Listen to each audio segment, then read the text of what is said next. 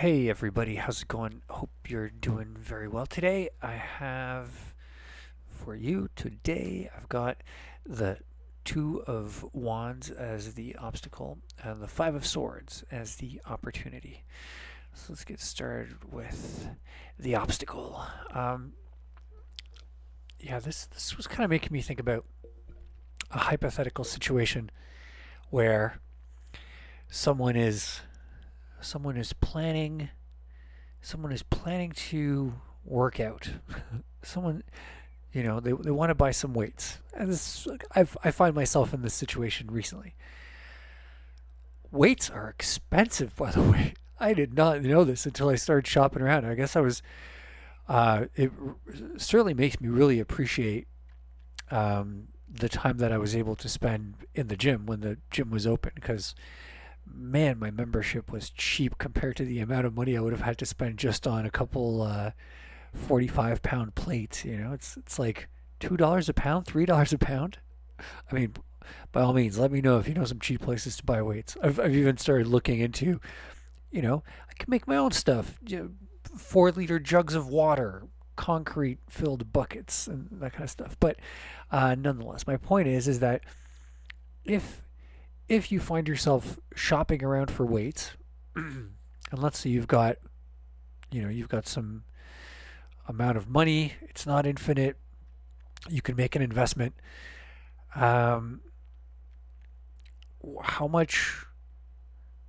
What kind of sizes of weights do you get? Do you you know if lifting the weights will make you stronger, then whatever weights you get now, presuming you continue with the workout regimen, whatever weights you get now, you will become strong enough, hopefully, again, at some point in time, that these weights won't really offer as much of a meaningful resistance. At the same time, if you get something that hypothetically would really start becoming useful 2 years from now, presuming those 2 years are spent working out really hard, well then you wouldn't even be able to begin with it because it would be too heavy. You'd probably hurt yourself, right? Um, it's that second option is, it's obviously pretty ridiculous, but going in the opposite direction a little too far also becomes potentially wasteful. You're like, oh, I'll get the weights that are good for me now. Well, it might not be that long before you grow out of them. I'm familiar with a somewhat similar phenomenon among some of my friends that have kids, and they would just kind of laugh and complain that like you're just constantly buying like new shoes, new clothes, all this stuff. These kids are just instantly growing out of it. Sometimes you have something for like a couple of months and then it's useless. And so it also kind of made me think, if you've just had a child and you need to buy a bed for it, what size bed do you get? And everyone generally will get a crib or something, something pretty small, but in a way, and it sounds kind of comical, but in a way, wouldn't it make more sense to just get the kid the full size bed that the kid's gonna grow into with some amount of time? Does a mattress last that long? Will it fall apart before the kid gets big enough to use it? Nonetheless, again, the comical, I think, still points in a direction that is often ignored, and and one aspect that this reminds me of that I think might be the most relevant, socially, is that while all of these objects are kind of hilarious in these examples because they don't keep up, and it's their permanence that either makes them useless in the immediate or down the road. I think that people, and not even people, like even animals or something, like you can have having some sort of having some sort of animal that will grow with you over time, and maybe as the kind of needs you have of, I mean, whatever needs people have of pets, companionship. Maybe this is like a farm dog that needs to do a certain type of job. Um, building on relationships, investing in relationships and things that can grow and change over time is, in my opinion, in this case anyway, certainly something that might be an overlooked advantageous position to take or direction to invest in. You know, people can grow along with you. There's a construction site kind of across the street from me, and they have these. They got these like small little bulldozers. I don't know what to call it, but it's something the size of a small car, but it like lifts heavy things. And I was kind of trying to imagine. At first, I was admiring, you know, someone was driving it around picking up these big blocks of concrete, and I was kind of admiring its ability to lift these really heavy weights. But then looking at this card, it kind of made me think, how much does one of those things cost? You know, one of these cat all-purpose small lifty buggy things. How much does one of these things cost? And what, you know, what would be the cost of the kind of labor that would be required to perform a similar task? And how long can you expect this machine to keep providing that same use? How much can you expect to spend on it to maintain it, to fuel it, versus how much would you need to invest in laborers? And you know, I'm not talking like slave labor, like what's the least amount of money that you could pay people to do this, but I was just kind of thinking like if it was in your best interest to create the most competent, the healthiest, the strongest, the most dexterous laborers, how much of an investment would that require? And you know, to create a team that could potentially outperform one of these machines. I'm not saying that it's possible. It's just genuinely a sort of a question that I found myself posing to myself. But yeah, in some situations, probably not a possibility or not optimal. But yeah, I think this card might be pointing out the something being overlooked. Also in the Waite card, I was kind of thinking how this guy that is looking at the world, he's looking out onto the world, looking at this model of the world from within this castle. Kind of made me think about how much time and effort must go into something like the construction of a castle, and the job, like once the job is done, besides having the castle, you're left with security, safety, protection, right? Kind of wonder like how much effort would be required to get an equal amount of safety, protection by investing your energy, your wealth, whatever, directly into the people that live beyond those walls. We could see a little bit of a village out there, you know?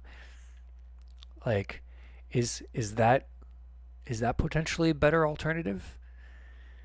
Yeah, some things to consider, as always. And then for the opportunity, Five of Swords. I was thinking about the act of standing up for yourself. Not specifically. I think that's how I started in the short video I made about this, but I think I was thinking about threats. I was thinking about posing threats to others, and specifically I was thinking of two types of threats that could be made in one's in your own interest. Hence the standing up for yourself part. It's kind of hard to stand up for yourself unless you back that standing up with some sort of threat. I mean, it's a something out of a comedy where, you know, you got some bar scene, some guy walks in and goes, I don't know, I'm just making this up, goes, "You're all idiots." And then some guy gets up off of his chair, stands up for himself, goes, what the fuck did you call us? And the guy saying it goes, idiots, I called you idiots, what are you going to do about it? And then the guy that stood up goes, nothing, and sits back down. It's like, unless you're backing it up with some sort of a threat, it's kind of meaningless. It's not really, you're not really standing up for yourself. And I think this is often common in not as intensely or potentially in a sort of violent sense, but in things like negotiating at work, negotiating. I don't know. Maybe you wrote a paper at school and the people grading it interpret it in some way that you don't think is deserving of what you're there. You're going to argue with them. You're going to present your case. You're going to stand up for yourself. In those types of situations, I'm particularly kind of thinking about the workplace thing, like maybe negotiating a raise. Um, one of the two positions that I think people often adopt when it comes to the kind of threats that they put out into the world, often you know often as a part of standing up for themselves or making a case for themselves. One of the types of threats is this kind of defensive, passive defensive kind of threat. It's like, you know, I will not stand by while I am disrespected, physically hurt, whatever, you know. But it's like this thing where like you're in a reactive position. If the other party does something, you kind of warn them like, look, if you do something, I'm going to react to it. And the reaction is the thing that they should feel concerned about. But it's only going to happen if they do the thing, right? Often, um, often this could be presented really passively in the form of, oh, at the last job I had, a year went by and I didn't get a raise, and so I quit. You're kind of putting it out there that like the last job, not getting a raise after a year is the thing that you reacted to. And maybe while you're saying it, maybe your boss or whoever is supposed to figure out, oh, wait, this person's been here a year. I think I see what they're saying. They're kind of implying that they will leave if they're wronged in this way of, let's say, not getting the raise. Um, but the other way of, I think, making threats is is adopting this kind of active stance where like you you don't stay safe behind this defensive posture, like I'm not going to do anything crazy unless you do something crazy and then I'll react. Instead, just adopting the straightforward threat, like I'm gonna do something, and like if you don't want that thing to happen, you need to change something right now. So like just being direct in that sense, it's like I want a raise. If I don't get the raise, I'm gonna quit. Like balls in your court kind of thing. Creating a very similar situation as in the first example, but making it known that you're in the sort of active position of evaluating how good how satisfied you are with the other person, and that it's in their best interest to be considerate of this, um, making the first move. It's I think it's a stance, again, trying to make the analogy to the work thing as opposed to just the kind of threats of force that are, for instance, pretty commonly used in foreign relations, that kind of stuff. It's it's a bit of a stretch, but yeah, there's just something about justifying the use of force or just any kind of radical act, something that warrants being thought of as a threat, right? Yeah, there's something about it when it's justified from the position of, you know, I will not allow myself to be hurt. It's and now I'm on standby, right? It's like I've let you know what kind of action will be crossing the line. I don't know. I feel like there's something about that stance that is like a little a little impotent seeming. You know, it doesn't. I don't think it really carries that that kind of threat energy forward. In general, I just kind of see this card as symbolizing like taking taking the first active step in a situation where threats will be involved, right? Not not putting someone else in the position where they get to evaluate whether, you know, whether they want to do the thing that will make you react or not.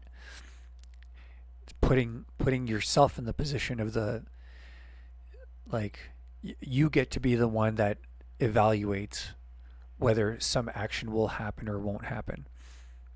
Um, yeah, presenting yourself as the person that's weighing the options and then dispensing whatever the threatening thing is as you see fit, as opposed to leaving it up for the other person. Now that I've heard myself describe it out loud, I feel like I could have been less vague. I hope it sort of translates well. I hope the idea makes sense now that I've spoken out loud. But anyways, I hope it does make sense. That's gonna be it for today. Thanks for watching. Drop me a like if you enjoyed the video. Feel free to comment. Free reading if you would like to be entered into the draw for the free reading. It's going to be happening in 3 days. Otherwise, have a good day. I'll be back tomorrow. Take care.